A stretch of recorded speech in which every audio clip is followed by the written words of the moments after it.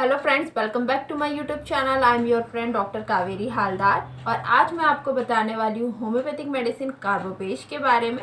लेकिन मैं जिससे आपको बताने वाली हूँ वो है सिद्धांत अलंकार की बुक, डॉक्टर सत्यव्रत सिद्धांत अलंकार की बुक। ये बहुत ही अच्छी होम्योपैथिक की बुक है। ये पूरा डिस्क्रिप्शन इसमें हिंदी में दिया गया है और कार्बोपेश को इसमें बहुत ही अच्छे तरीके से समझाया गया है।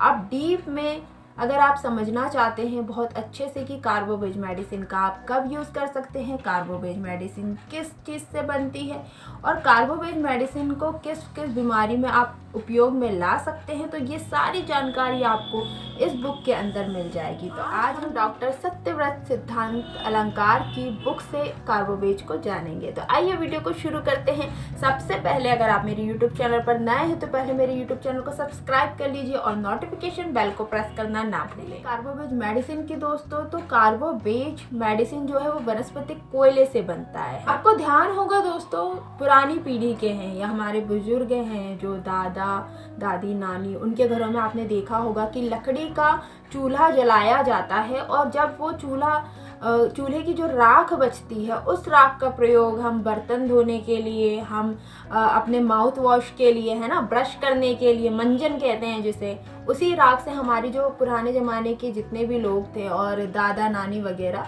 इवन अभी भी कई जगह पर उसी चीज़ का जो राख जो निकलती है खाना बनाने के बाद में लकड़ियों का, उसी से मुंह को धोया जाता है, वॉश किया जाता है। पुराने ज़मानों में दोस्तों इसी कोयले का प्रयोग, इसी चारकोल का प्रयोग किया जाता था फोड़े फुंसू को ठीक करने के लिए, घाव को भरने के लिए, साथ में अगर आपको गैस की शिकायत हो जाती थी तो उस गैस को भी ठीक करने के लिए इसी चारकोल का उपयोग किया जाता था। है ना कितनी इंटरेस्टिंग बात कि पहले ज़माने में ये चीज़ यूज़ की जाती थी, लेकिन अभी ये सारी चीज़ें विलुप्त हो गई है। अब तो हम टूथपेस्ट का प्रयोग करते हैं जिसमें बहुत सारे हार्म केमिकल भी होते हैं।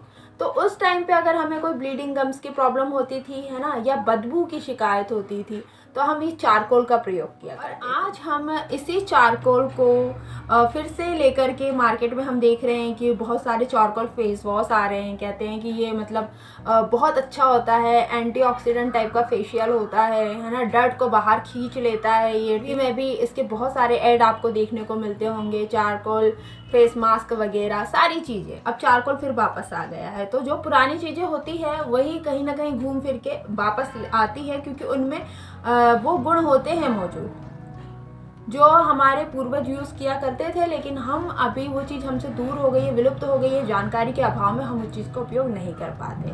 तो कार्बोवेज मेडिसिन दोस्तों वनस्पतिक कोयले से बनती है और ये बहुत ही अच्छा असर करती है। जैसा कि मैंने आपको बताया कि पहले ज़माने में किस लिए प्रयोग की जाती थी। तो जो होम्योपैथी के जो फाउंडर है ना, जिन्होंने होम्योपैथी की खोज की है, डॉक्टर हैनीमन, उन्होंने ये बताया था कि ये मुंह की बदबू तो ठीक करता है, ठीक है, वनस्पतिक कोयला ये बहुत अच्छा होता है, मुंह की बदबू दूर करता है। एलोपैथिक सिस्टम में पुराने ज़माने में इसी का प्रयोग किया जाता था फोड़े फुंसी घाव को भरने के लिए, मुंह की दुर्गंध या किसी भी फोड़ा पक गया है तो उससे अगर दुर्गंध आ रही है या फिर अपच या गैस की प्रॉब्लम है तो इसी वनस्पतिक कोयले का उपयोग किया जाता था। तो डॉक्टर हैनीमन ने इस चीज़ को देखा कि हाँ ये इसका उपयोग करते हैं तो कुछ टाइम तक तो ठीक रहता है, लेकिन उसके बाद में प्रॉब्लम जो है वो वापस आ जाती है। अब जब प्रॉब्लम वापस आ जा रही है तो हमें उसकी जड़ को मिटाना है, उस प्रॉब्लम को पूरी तरीके से ठीक करना है। इसी के लिए होम्योपैथिक मेडिसिन तैयार की गई, पोटेंटाइज करके उसकी पावर को जो है वो 100 गुना बढ़ा दिया गया। होम्योपैथिक मेडिसिन किस प्रकार बनाई जाती है ये मैंने अपने एक होम्योपैथिक लेक्चर वाली वीडियो में मैंने आपको पूरा डिटेल में समझाया है कि किस तरीके से मेडिसिन की पावर को बढ़ाई जाती है। आप उस वीडियो को देख करके भी ये चीज़ समझ सकते हैं कि किस तरीके से मेडिसिन की पावर बढ़ती है। तो जब उन्होंने इस वनस्पतिक कोयले को पोटेंटाइज किया, इसकी पावर को बढ़ा दी 100 गुना, जब इसका पावर बढ़ गया तब फिर इसको लोगों को दिया। किस कंडीशन में दिया, अब ये सारी कंडीशन हम समझेंगे कि क्या क्या लक्षण मिलेंगे जब हम कार्बोवेज मेडिसिन का प्रयोग कर सकते हैं।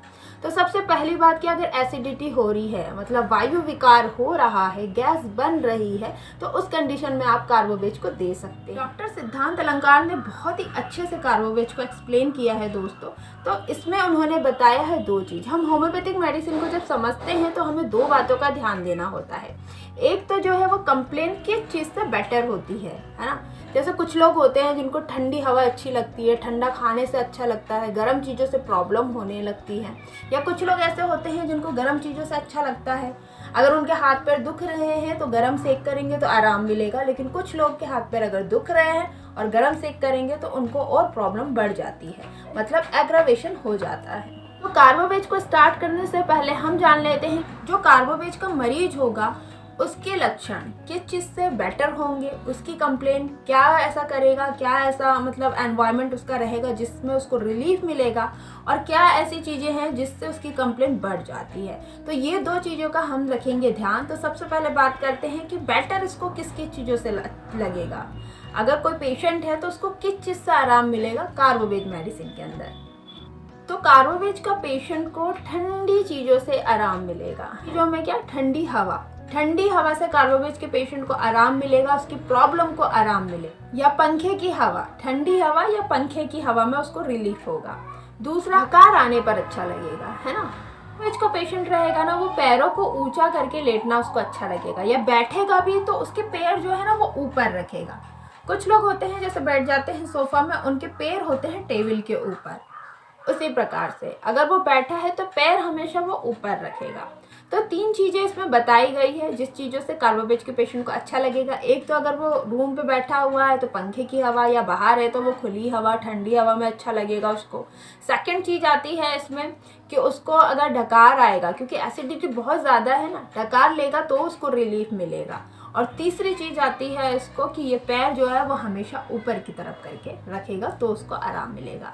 अब बात करते हैं कि इसके कंप्लेंट्स कब बढ़ जाएंगे, किस कंडीशन में इसके कंप्लेंट जो है वो बढ़ जाए। ठंडी हवा से इसको अच्छा लग रहा है तो सीधी सी बात है कि गर्म हवा से इसको बिल्कुल अच्छा नहीं लगेगा, गर्मी में इसको बिल्कुल अच्छा नहीं लगेगा। अगर ब्लीडिंग हो रही है ना, ब्लीडिंग ज़्यादा मात्रा में हो रही है तो भी इसके कंप्लेंट जो है वो एग्रावेट हो जाते हैं। और अगर ऑयली फूड इसने खाया है, बहुत ज़्यादा मसालेदार हैवी फूड खा लिया है तो भी इसकी कंप्लेंट बढ़ जाएगी, क्योंकि उसमें बहुत ज़्यादा एसिडिटी की प्रॉब्लम पाई गई है। तो हमने देख लिया कि कार्बोवेज के पेशेंट को बेटर किस चीज़ से लगता है और उसकी कंप्लेंट्स किस चीज़ से बढ़ जाती है। अब आते हैं हम कार्बोवेज के लक्षणों के बारे में बात करते हैं। सबसे पहला लक्षण हम ले लेते हैं इसका एसिडिटी। तो कार्बोवेज मेडिसिन आप तब देंगे पेशेंट को जब पेशेंट को एसिडिटी कब बनेगी, कहाँ बनेगी, पेट के ऊपरी हिस्से में बनेगी। ठीक है, पेट जो है ये हमारा पेट है, पेट के ऊपरी हिस्से में या फिर सीने में। कभी कभी होता है ना, कहते हैं गैस अटक गई, दर्द बहुत हो रहा है, तो इस तरीके की कंडीशन में हम कार्बोवेज मेडिसिन दे सकते हैं। नाभि से ऊपर जब भी गैस बने तो आप कार्बोवेज मेडिसिन का ही प्रयोग करें। जैसे कि मैंने आपको शुरू में बताया कि पहले चारकोल का प्रयोग करते थे बदबू को दूर करने के लिए, तो कार्बोवेज मेडिसिन भी हम तब देंगे जब खट्टी ढकारें आएंगी, बदबूदार ढकारें आएंगी, गैस जो है ऊपर सीने में कभी कभी अटक जाती है। पेशेंट आता है बोलता है कि मेरे सीने में अटक गई है ना, छातियों के बीच में हवा भर गई है। इस कंडीशन में हम कार्बोवेज मेडिसिन को देंगे। और पूरे पेट में इसकी हवा भर जाती है कार्बोवेज मेडिसिन में, तो पेट एकदम बिल्कुल टाइट हो जाता है। जैसा हमने लक्षणों की बात करी कि इसको अच्छा कब लगता है, जब डकार आए।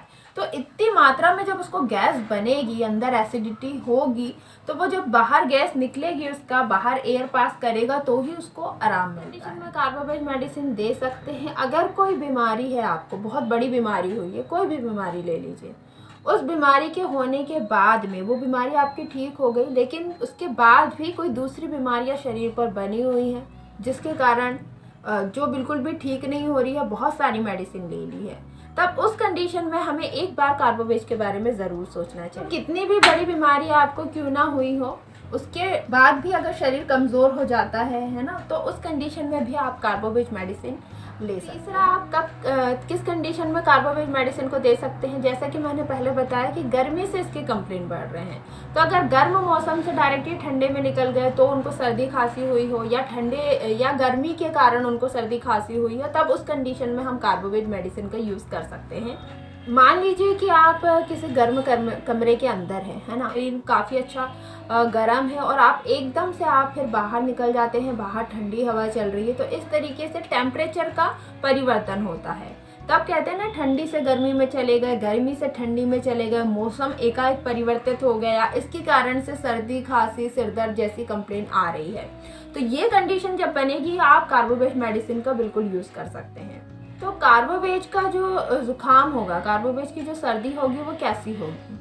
नाक से स्टार्ट होगी सबसे पहले, फिर धीरे से गले में प्रॉब्लम होने लगेगी, है ना। पहले छींके आना चालू हुई, नाक बहना चालू हुआ, फिर गले में प्रॉब्लम आ गया और फिर चेस्ट में हैवीनेस, ये सारी कंडीशन आएगी। मतलब नोज से स्टार्ट होके थ्रोट में जाएगा, देन चेस्ट में सेटल हो जाता है। इस तरीके का जुकाम आपको कार्बोवेज मेडिसिन के अंदर मिलेगा। कार्बोवेज की जुकाम में कि जब तक इसकी नाक अच्छी खासी बहती रहती है ना, जब तक कि वो ड्राई नहीं हो रही, बह रही है, तब तक कि अच्छा लगेगा।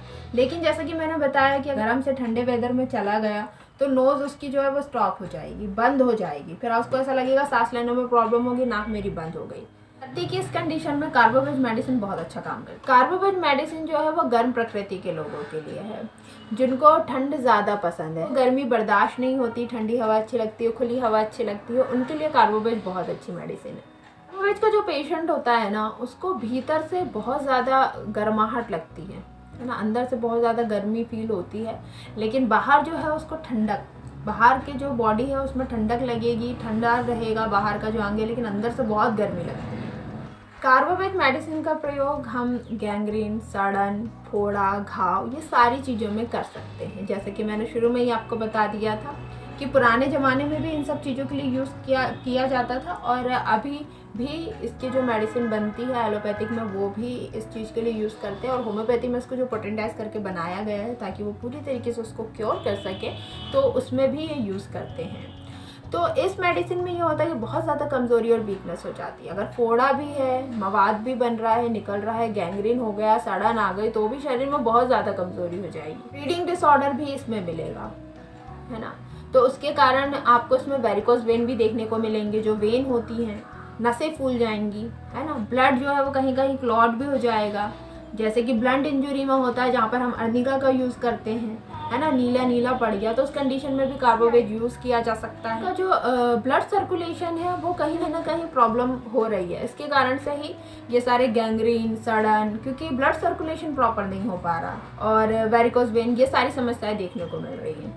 नोज ब्लीडिंग, नक्सीर की जो समस्या होती है कार्बोवेज मेडिसिन में मिलती है। अगर किसी व्यक्ति की नाक फूटती है बार बार, है ना, और उसको जो है खुली हवा, ठंडी हवा पसंद हो, है ना, बॉडी के अंदर बहुत ज़्यादा गर्माहट और जलन हो, और नोज ब्लीडिंग हो रही है, तब उस कंडीशन में हम कार्बोवेज मेडिसिन का यूज़ कर सकते हैं।